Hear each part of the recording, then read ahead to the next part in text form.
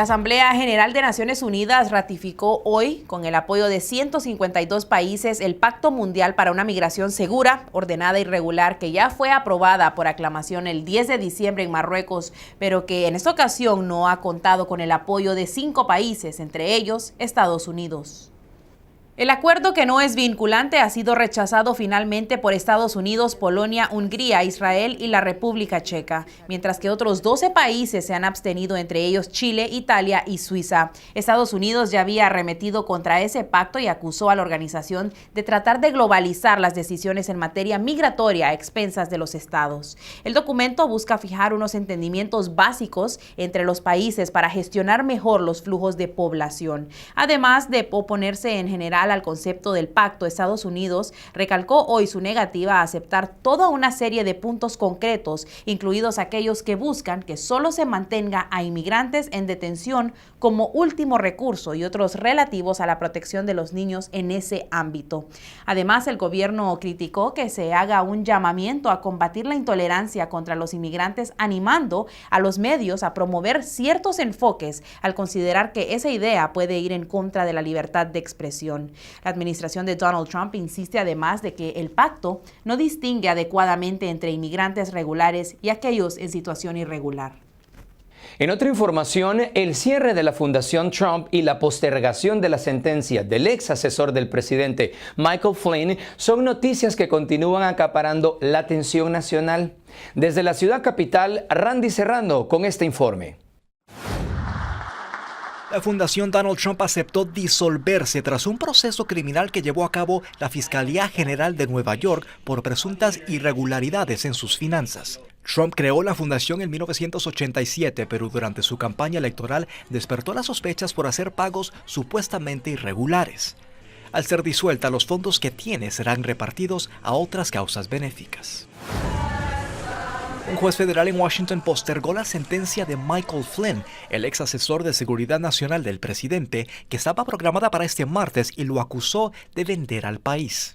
Seguro que él tiene más información en esta conexión entre la campaña de Trump y las influencias del gobierno de Rusia. Flynn fue acusado de mentirle al FBI sobre sus contactos con funcionarios rusos.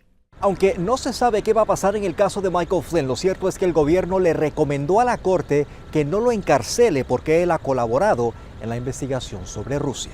En Washington, Randy Serrano, Telemundo. Gracias, Randy. Nos vamos ahora a México porque el gobierno de ese país anunció aumentos al salario mínimo que alcanzarán el 100% en la zona fronteriza con Estados Unidos, argumentando que impulsar la economía de esta zona inhibirá la migración a territorio estadounidense. Ana Méndez tiene más detalles.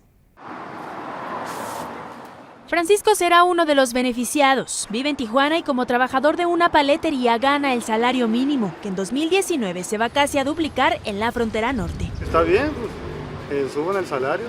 Así como suben las cosas, pues que suba el salario. La medida fue anunciada por el presidente Andrés Manuel López Obrador. Hay equilibrios y no vamos a tener problemas. Para el próximo año, el nuevo gobierno fijará la cuota diaria en 102.68 pesos, poco más de $5, pero en la zona límite con Estados Unidos, el pago será por 176.72 pesos, es decir, unos $8. Todo como una estrategia para que los mexicanos deseen quedarse en su territorio. Que la migración sea optativa, no obligatoria. En la región norte hay otro compromiso, reducir el IVA del 16 al 8% y disminuir el impuesto sobre la renta en un 20%. Se ve prometedor y esperemos que así sea.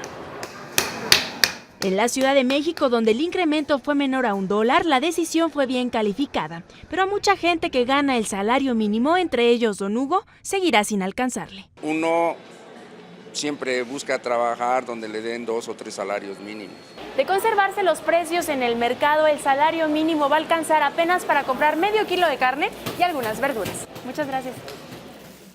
La Confederación Patronal Mexicana afirmó que con estos pesos de más incluidos en el nuevo salario, los trabajadores podrán satisfacer sus necesidades básicas en zonas urbanas o rurales. Sin embargo, esta realidad aún está por verse.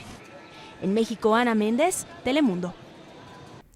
Y de esta forma le damos paso a noticias de Centro y Suramérica. Un total de 7.208 hondureños que iban en la caravana hacia los Estados Unidos han regresado voluntariamente a su país. La ampliación de esta y otras noticias en el siguiente segmento. En Honduras, un total de 7.208 hondureños que iban en la caravana irregular hacia los Estados Unidos han regresado voluntariamente al país luego de reconocer que habían tomado una decisión equivocada. La cantidad de compatriotas que hoy se encuentran en el territorio hondureño retornaron a casa por vías aéreas y terrestres. Hasta la fecha han retornado voluntariamente en la caravana un total de 7.208 hondureños y a todos se les ha brindado el servicio de manera permanente, indicó Medrano. En cuanto a los niños inmigrantes asesinados, el embajador de Honduras en México, Alden Rivera, informó que 2 niños migrantes hondureños asesinados en Tijuana eran originarios de San Pedro Sula. Aclaró que por ser menores de edad, están en la prohibición de no mencionar los nombres tanto de los 2 menores muertos como el otro que resultó gravemente herido. Dijo que han concluido el trabajo de identificación y el trabajo de asegurar la nacionalidad de los niños compatriotas que fueron asesinados el sábado por la tarde. Informó que los cuerpos de los menores asesinados continúan bajo custodia del Ministerio Público de Tijuana hasta que concluya el proceso de investigación, que no deberá pasar de 10 días.